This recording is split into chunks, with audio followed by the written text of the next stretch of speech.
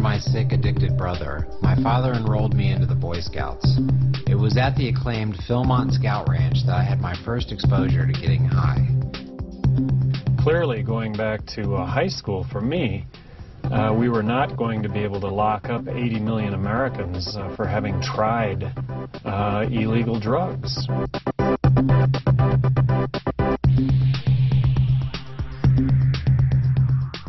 If the DEA decided to crack down on all pot smokers and forced everyone to take a piss test, enforcing this law would require building prison walls around almost every city in America. I just see such a corollary between the war on drugs and prohibition of alcohol. We tried the prohibition of alcohol, and I don't think anybody in this country wants to return to that. And yet alcohol is unbelievably destructive for a small percentage of people who imbibe. Prohibition was an attempt by ideologues, similar to the ideologues that we have today, to impose their moral values on the rest of the country. And what they discovered was that it creates crime waves. My name is T. Rogers. I am the CEO of Sidewalk University and the founder of SELF, Survival Education for Life and Family. I also helped start the Bloods on the West Coast.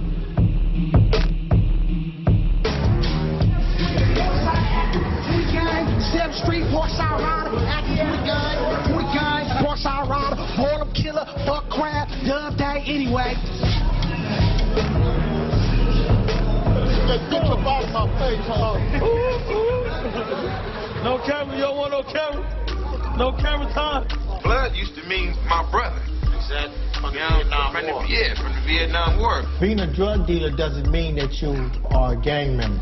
And being a gang member doesn't mean that you're a drug dealer.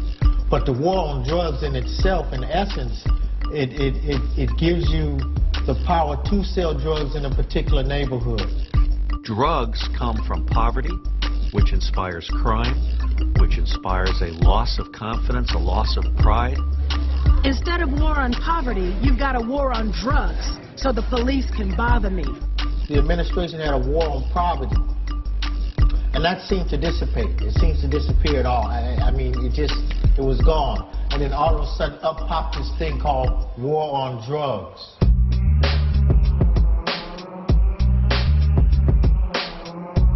After getting out of the mental hospital, my brother was moved to a halfway house deep in the ghetto. Here Kurt was introduced to crack cocaine. The people running the halfway house drove Kurt to the pawn shop where he pawned his guitars worth over $2,000 in trade for $100 worth of crack. I was always told that crack was a black man's drug, but now my own brother was hooked. Drug prohibition for cocaine was basically passed in order to protect white women from black males. And the history will document this.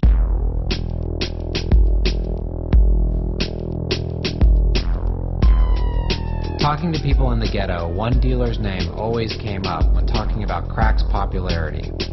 Freeway Ricky Ross became known as the Walmart of crack. Ricky's story has become as legendary as Tony Montana and Scarface, but with an even more bizarre twist.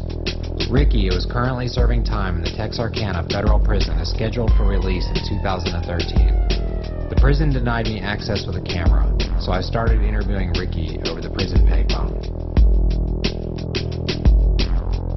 You know, a lot of people don't know what it's like to come in the house and there's nothing to eat.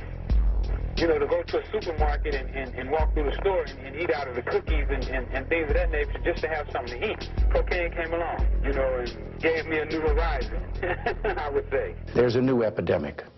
Smokable cocaine, otherwise known as crack.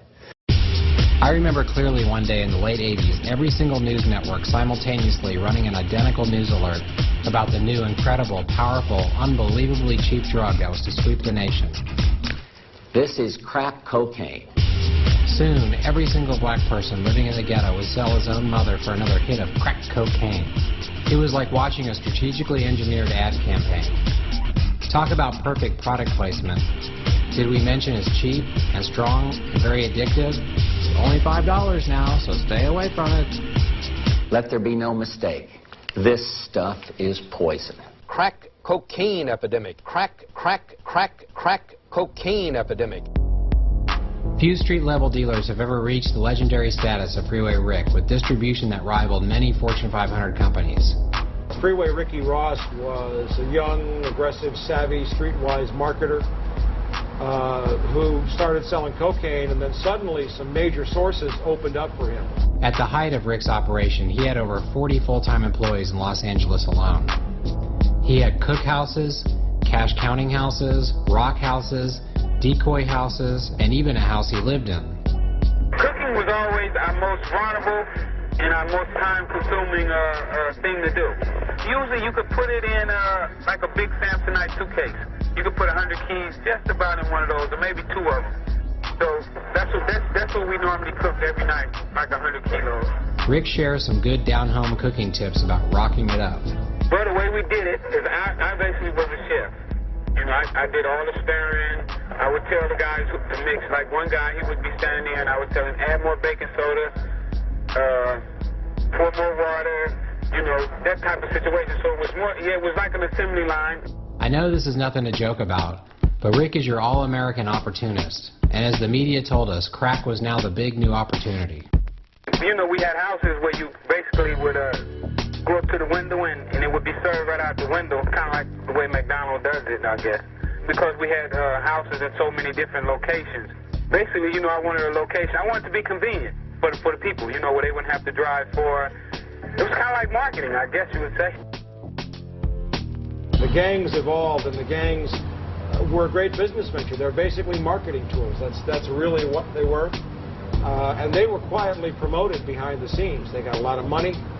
They got a lot of power. They fought for drug turf. Everyone's working for somebody else right now, legally or illegally.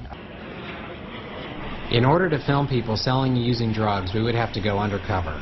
So we met up with an old friend of mine who was living very close to the most infamous spot in all of Los Angeles.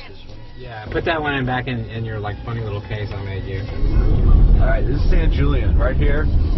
This is fucking like, this is the spot, dude. Damn. I walk down San Julian, we will get all that. Dude, you meant yeah, all that was fucking. This is Tent City right here. Damn. This is San Pedro right here, which is like San Pedro, Grand, all this shit. This is just nothing but drugs. This is considered a neutral territory to gangs, like all different gangs, Bloods, Crips. So should we just look for a place to park? No. Yeah, but you should put that camera down. My friend Mac Lindsay agreed to pose as a homeless guy and film people smoking crack in Skid Row. Dude, if these people knew what we were doing, we would be fucking dead. Yeah. I mean dead, not even like beat up, we'd be dead. One Thanksgiving, my brother came home from a halfway house. My aunts, my uncles, my young rich cousins were all there. No one could have been prepared for the moment Kurt pulled out a crack pipe at the dinner table and started smoking rock during the pre-meal prayer. There's a thing called a bell. You get your bell rung. That's when you hit the pipe and you hold it.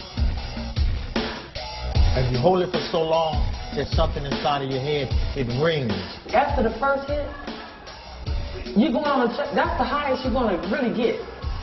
That is the highest you're going to get. How they call ringing a bell? Is that somebody else said? Did you say that? After that, you have an increased appetite for cocaine.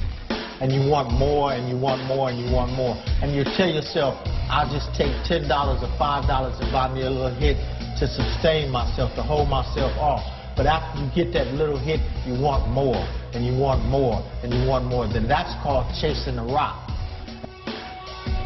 Drugs can obviously cause horrible addictions, but the drug war creates black markets, creating an even more dangerous addiction for money. Well, I became addicted to the money and also the power too, I believe. You know, to be in charge and to have people look up to you and talk highly of you.